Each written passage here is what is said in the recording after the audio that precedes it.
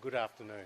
It's my pleasure to be here with my colleague Christian Porter, the Attorney General and the Minister for Industrial Relations. At over $300 billion, the economic support provided by the Morrison government during COVID-19 has been unprecedented. And the biggest program we have undertaken, indeed the biggest program any Australian government has ever undertaken, is the JobKeeper program.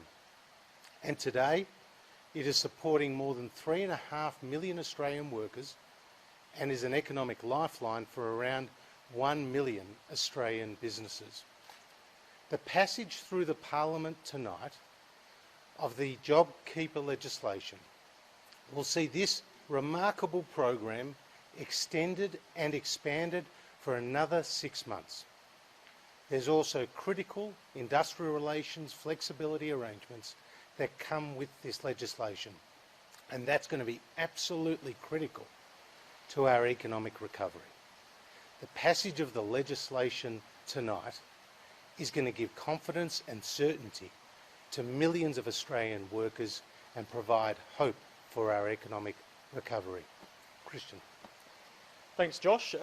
And as the Treasurer noted, in the first round of JobKeeper, quite fundamentally new flexibilities were introduced into the Fair Work Act, and that allowed an enormous number of jobs to be saved because businesses who were struggling were able for the first time to direct in a cooperative and sensible fashion with their employees on the hours of their work, the duties, the location. So all of those businesses that re-qualify for JobKeeper will get essentially those same flexibilities, and then the flexibilities are preserved in a sensible, protected form for those businesses who come out of the JobKeeper scheme.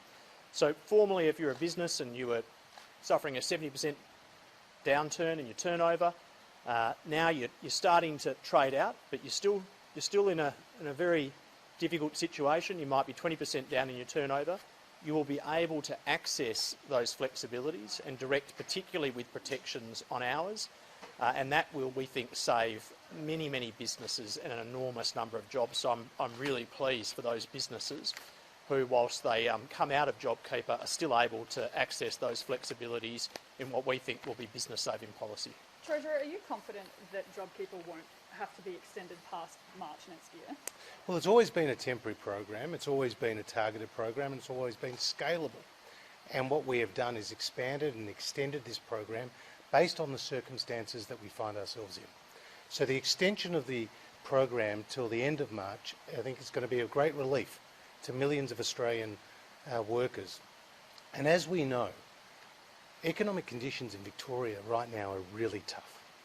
And it's Treasury's estimate that there'll be more workers in Victoria who are on JobKeeper in the subsequent months than all those workers from other states combined who are on JobKeeper.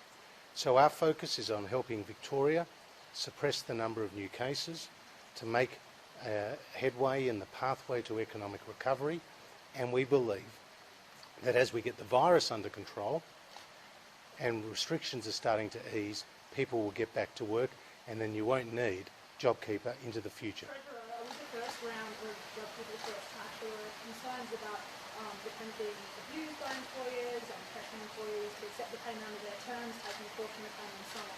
What are your response to those concerns, and that will continue? Can you guarantee that we're not going to see those same abuses continuing as this program is expanded?